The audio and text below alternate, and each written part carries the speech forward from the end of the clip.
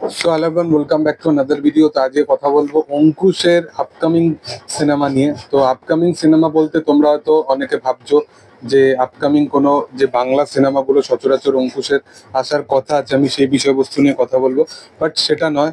আমি যে সিনেমাটা নিয়ে সবচেয়ে বেশি এক্সাইটেড আছি অঙ্কুশের আপকামিং সিনেমা, সেটা হচ্ছে তার মির্জা পার্ট 2 নিয়ে। প্রথমত মির্জা, যেটা প্রিভিয়াস ইয়ারে রিলিজ হয়েছিল 2024 সালের একদম গোড়ার দিকে ছবিটা এসেছিল।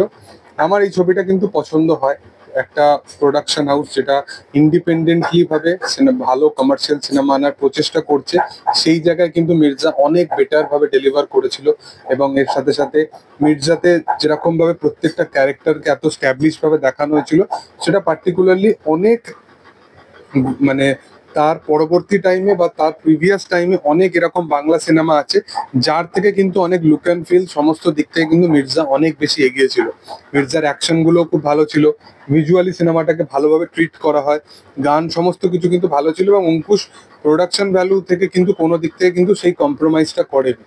যেখানে ছবিটা কোনো দিক থেকে মনে হয়েছে যে এখানে কম্প্রোমাইজ করা করা হচ্ছে বা বাজেট ব্যারিয়ার ইস্যু আসছে, সেই জিনিসটা কোথাও গিয়ে মনে হয়নি। তো সেই জিনিসটাকে পার্টিকুলারলি সে সেই ভাবনা চিন্তা নিয়েই কিন্তু মাঠে নেমেছিল। এবং মির্জা যেরকম বাজেটের মধ্যে করাও হয়েছিল, সেই বাজেটটাকেও মানে সেই বাজেটটাকে রিকভার করতে পারেনি কোথাও গিয়ে মির্জা। বাট তারপরেও সিনেমাটা যতজন দেখেছে সবার কিন্তু খুব ভালো লেগেছিল। এবং এরপরে ওটিটি প্ল্যাটফর্ম নিয়ে অডিয়েন্স অনেকভাবে এক্সাইটেড আছে।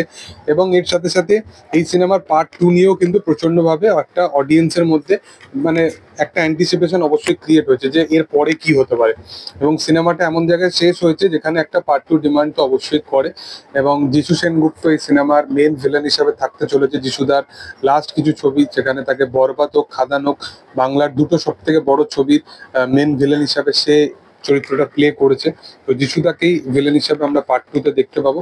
এছাড়া বিন্দু মাসির ক্যারেক্টার, যাকে আমরা একটা প্রচন্ড স্ট্যাবলিশ একজন অভিনেত্রী হিসাবে, যাকে আমরা এতদিন ধরে চিনে এসেছি, যাকে আমরা ভিলেন হিসাবে জানি, বাংলা ইন্ডাস্ট্রি একটা অনেক এরকম কমার্শিয়াল ধারা সিনেমা ছিল যেগুলো তাকে ছাড়া চলতো না, তাকেও কিন্তু এই স্টার কাস্টে অ্যাড অন করা হয়েছে। খালি স্কেলটা দেখো, অঙ্কুশের ভাবনা চিন্তাটা কিন্তু অনেক বেটার, অনেক ভালো। সে কিন্তু বাংলায় এমন এমন কিছু কিছু অভিনেতা আছে, অভিনেত্রী আছে, তাদেরকে কিন্তু দারুণভাবে কাজে লাগাচ্ছে। যেমন কৌশিক গাঙ্গুলিকে ওরকম একটা ব্যাপক রোল দিয়েছিল, এবং সেখানে কৌশিক গাঙ্গুলি ফাটিয়ে অভিনয় করেছিল। প্রথম পার্টের কথা বলছি, এবং সেকেন্ড পার্টেও কিন্তু জিউ সেনগুপ্তর পাশাপাশি এরকম একটা দুর্দান্ত একটা ক্যারেক্টার থাকতে চলেছে। এবং অঙ্কুশের ক্যারেক্টারটা বা ঐন্দ্রিলার ক্যারেক্টার, প্রত্যেকটা অভিনেতার কিন্তু ইম্পর্টেন্স খুব ভালো। ঐন্দ্রিলাকে এখানে যেভাবে অ্যাকশন করানো হয়েছিল প্রথম পার্টে, সেগুলো কিন্তু কোথাও গিয়ে ওই ক্রিঞ্জ ভাব মনোভাবপূর্ণ ব্যাপারটা কিন্তু কোথাও গিয়ে আসেনি। খুব স্ট্যাবলিশ ভাবেই সবকিছু কিন্তু স্টাইলাইজ করা ছিল সিনেমার মধ্যে। আমার বেশ ভালো লেগেছিল সিনেমাটা, এবং আমি পার্ট 2 নিয়ে বিশালভাবে এক্সাইটেড আছি। তোমাদের কি বক্তব্য, তোমরা কতটা এক্সাইটেড, সেটা তোমরা অবশ্যই কমেন্ট সেকশনে জানাতে পারো। ভিডিও ভালো লাগলে অবশ্যই লাইক শেয়ার সাবস্ক্রাইব করে দিও।